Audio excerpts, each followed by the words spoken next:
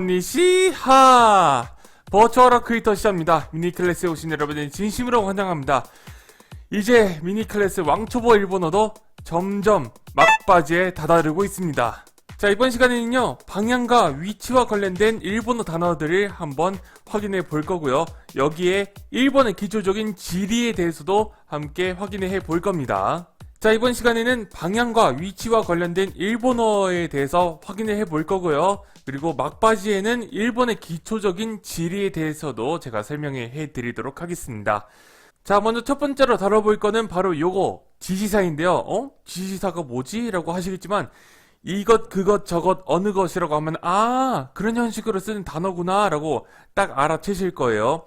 자, 가까이 있는 걸 가리켜서 이것, 그리고 눈에 안 보이는 걸 가리킬 때 그것, 저 멀리 있는 거를 가리킬 때 저것, 그리고 의문문으로 사용할 때는 어느 것이라고 하잖아요. 한국어에서도 이, 그, 저, 어로 시작이 되는데 일본어에서도 마찬가지로 코, 소, 아, 도로 시작이 됩니다. 요거를 가지고 한번 확인해 볼 텐데요. 먼저 첫 번째, 물건을 가리킬 때 이것, 그것, 저것, 어느 것이라고 하잖아요. 일본어에서는 고래, 소래, 아래, 노래 라고 합니다. 자, 그리고 두 번째로 이제 위치에 관련된 건데요. 먼저 장소의 뉘앙스로 썼을 때입니다. 자, 우리는 이제 여기, 거기, 저기, 어디라고 하잖아요. 일단은 장소의 뉘앙스로서 사용했을 때 일본어입니다. 고고, 소고, 아소고, 노고 라고 이야기를 합니다. 근데 같은 위치를 가리키는 말인데 이번에는 방향의 뉘앙스가 있을 때의 경우입니다.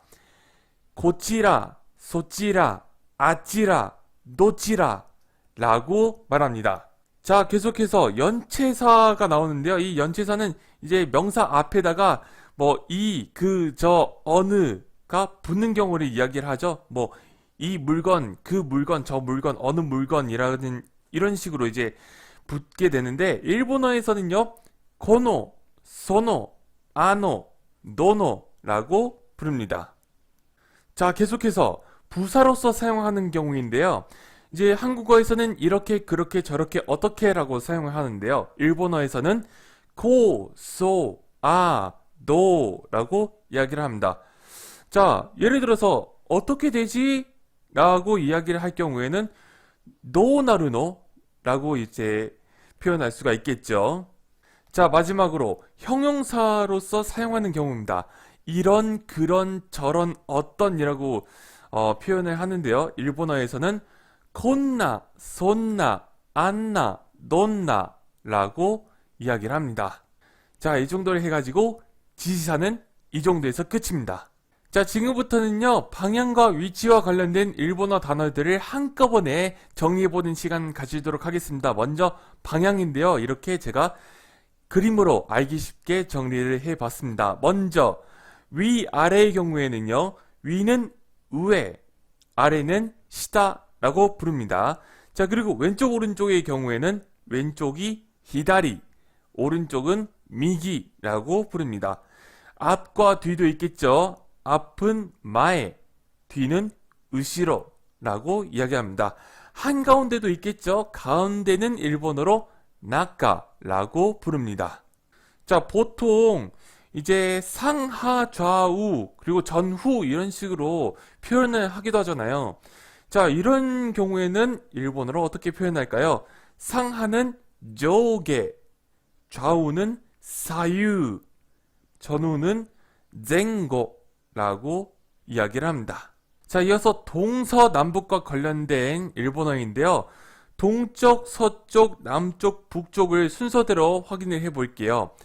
히가시, 니시, 미나미, 키다 라고 이야기를 하고 이제 통틀어서 동서남북이라고 표현을 하고 싶은 경우에는요. 이런 식으로 이야기를 합니다. 이제 음독으로 바뀌게 되겠죠? 도자이 남북라고 부릅니다. 자, 계속해서 위치와 관련된 일본어 단어들인데요. 이렇게 또 그림으로 표현을 해봤습니다. 알기 쉽게 안과 밖을 어떻게 표현하느냐? 안은 우찌, 밖은 소토라고 이야기합니다. 자, 그리고 겉과 속 아니면 이제 앞면과 뒷면을 가리키는 단어인데요. 겉, 앞면은 오모테, 그리고 속 또는 뒷면은 우라라고 이야기를 합니다. 자, 그리고 가로, 세로, 대각선도 있겠죠? 가로는 요코, 세로는 타테, 대각선은 나나메라고 표현을 합니다. 자, 다음으로 다뤄볼 거는 좀 어려울 수도 있습니다. 뭐냐면은 바로 요겁니다. 자, 한국어에서는 옆이라고만 이제 표현을 하는데, 일본어에서는 이 옆이라는 뜻이 세 갈래로 또 나뉘어지게 됩니다. 자, 먼저, 요꼬라는 단어가 있죠. 요거 같은 경우는 수평 방향으로 좌우에 해당이 되는 그런 경우에는 요꼬라고 하고요. 자, 그리고 도나리, 나열한 것 중에서 가장 가까운 것 또는 그 근처를 이야기할 때는 도나리라고 합니다. 또 소바라는 단어도 있는데요. 어느 방향이든 간에 가까이 있으면은 소바라고 이야기를 합니다. 이렇게 말만 이야기를 하면 좀 이해하기 어렵죠. 그래서 그림으로 표현을 해봤습니다. 이런 식으로 해봤는데요. 파란색 부분이 요코고요. 자, 그리고 이제 청록색 부분이 도나리, 그리고 갈색 부분이 소바에 해당하는 위치가 되겠습니다. 자, 그럼 지금부터는 예문을 함께 보면서 한번 살펴보도록 할까요? 자, 먼저 첫 번째 예문. 이거 주세요. 저거 얼마예요? 라는 뜻입니다. 고래 그다사이. 아, 아래와 이쿠라 데스까? 이런 거죠. 뭐 주로 시장에서 할 수 있는 그런 문장이 되겠습니다. 자, 다음 문장. そこはここから右に曲がってまっすぐ行って斜めの道に入ると左にあるよ. 자, 이제 길을 물어봤을 때 그 길이 어딘가 알려주는 그런 문장이 되겠죠. 소꼬, 고꼬, 미기, 나나메, 그리고 히다리까지 골고루 나왔죠. 자, 참고로 마스그 이끄는요, 곧장 가다, 쭉 간다라는 뜻입니다. 자, 계속해서 세 번째 문장. 오레노 요코니 아르 고노 스이카와 오모테 또 나카가 지가우. 자, 여기서 요코 그리고 고노, 오모테, 나카가 쓰여져 있죠. 자, 이렇게 다뤄본 세 가지 예문 한번 참고를 해보시면서 본인이 직접 그 문장을 만들어서 사용해 보시면은 어떨까 생각을 합니다. 자, 이렇게 해서 방향과 위치와 관련된 일본어 표현은 함께 알아봤고요. 지금부터는 일본 지리 간단하게 확인을 해 보도록 하겠습니다.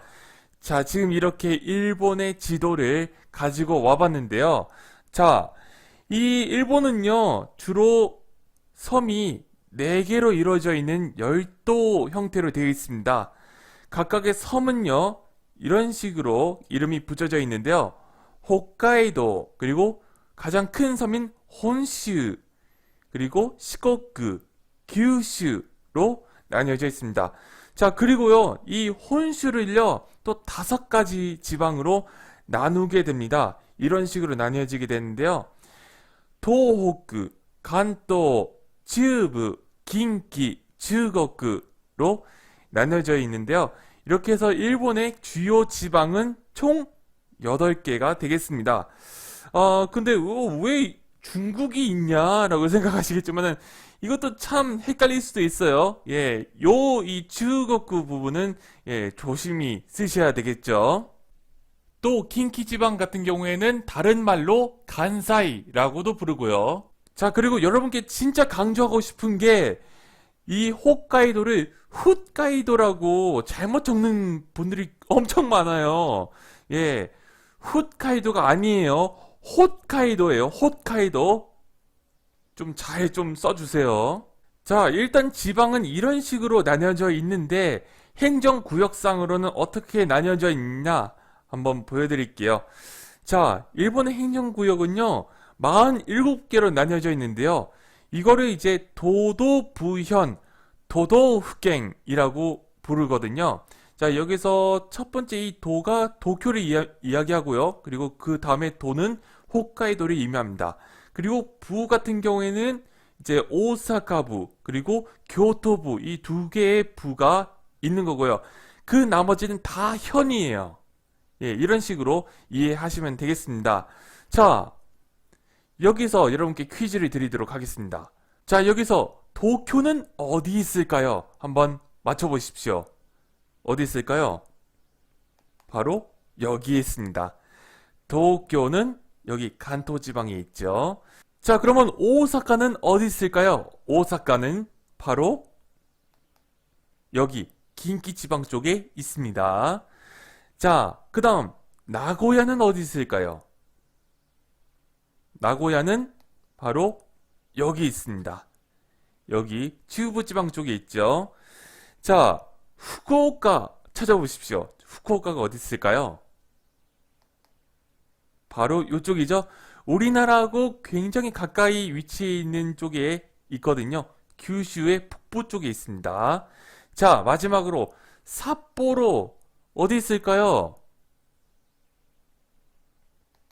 바로 홋카이도 쪽에 있습니다. 이쪽이 삿포로가 되겠죠. 자, 이렇게 해서 일본의 기초적인 지리까지 함께 알아봤고요. 오늘 미니 클래스는 여기까지입니다. 과제를 내드리도록 할게요.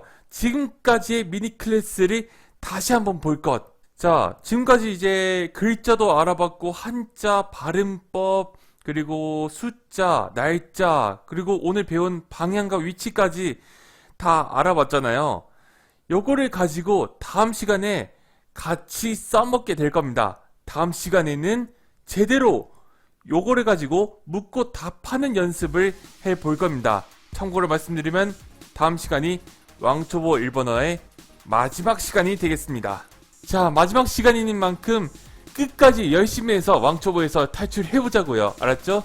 자, 오늘도 미니 클래스 함께 해주셔서 대단히 감사드리고요. 구독과 좋아요, 알람 설정 잊지 말고 꼭 해주시길 바라겠습니다. 저는 여기서 인사드리도록 할게요. 오늘은 여기까지. 대화 마타!